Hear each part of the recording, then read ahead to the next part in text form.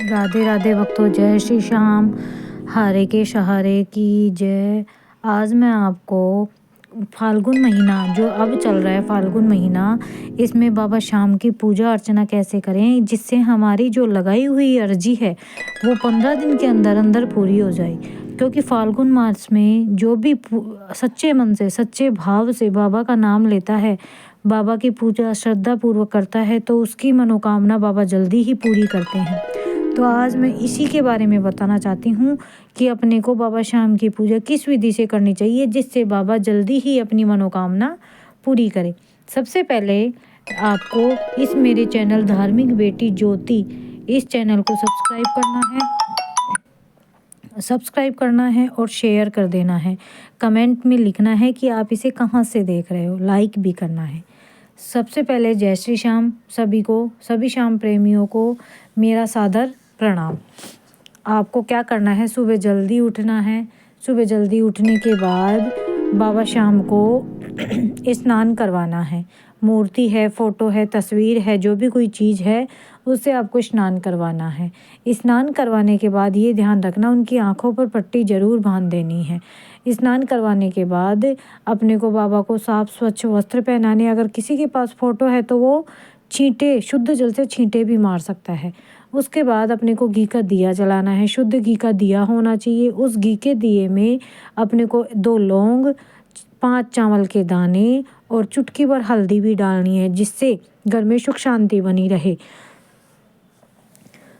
फिर अपने को क्या ध्यान रखना है, घर में जो सबसे पहले कच्चा दूध आता है, जो अपने घर में गाय का आता है, भैंस का आता है, थैली का दूध आता है वो दूध आता है तो उसका थोड़ा सा हिस्सा लेके अपने को थोड़ा सा कटोरी में डालना है और उसे बाबा के सामने समर्पित कर देना। बाबा को भोग लगाना है। भोग लगाने के बाद वो दूध वहीं रखा रहे। घी का दिया जलाने के बाद घी का दिया वहीं जलता रहेगा और अपने को बाबा के सामने अपनी अरदास लगानी है। और अरदास वाली जो आरती है, हाथ जोड़ विनती करूं सुनियो चित्ते लगाए, दासी आ गए हो शरण में रखियो हमारी लाज, ये वाली आरती अपने को गानी है। फिर उसके बाद बाबा का जो बीज मंत्र है, ओम श्री श्याम देवाय नमः, ओम श्री श्याम देवाय नमः, ओम श्री श्याम देवाय नमः, ओम श्री श्याम देवाय नमः, इसका 11 बार, 21 बार या 51 बार अपने को जाप करना है।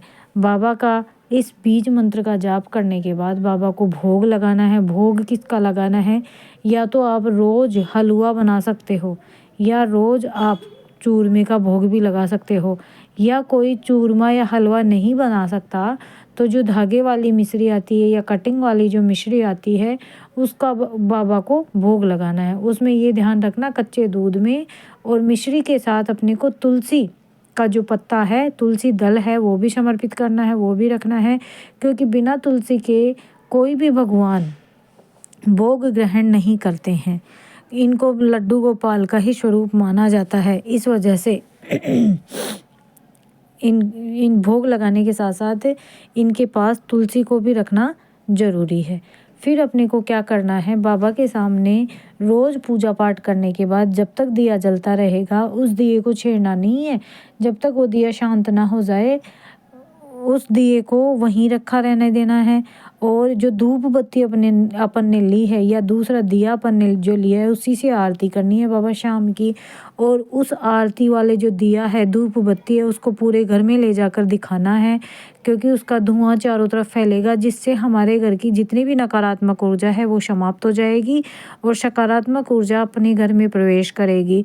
जिससे बाबा श्याम फाल्गुन महीने में जिस प्रकार से अलग अलग रंग हमारे जीवन में महत्व रखते हैं, उसी प्रकार बाबा श्याम भी अलग अलग रंगों की भांति अपने जीवन को रंगीन बना देंगे। जिससे अपनी जो भी परेशानियां हैं वो सारी ख़त्म हो जाएंगी।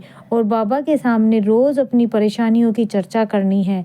बाबा के समक्ष उन परेशानियों को बताना है कि बाबा मेरे जीवन में ये समस्या चल रही है, ये परेशानी चल रही है, आपको इसका निपटारा करना है। फिर देखना चमत्कार बाबा श्याम किस तरह से रोज़ दिया जलाते समय उसमें 2 लौंग, 5 चावल के दाने और चुटकी भर हल्दी अवश्य डालनी है। ये चीज़ ध्यान रखने योग्य है। फिर देखना चमत्कार। जय श्री श्याम।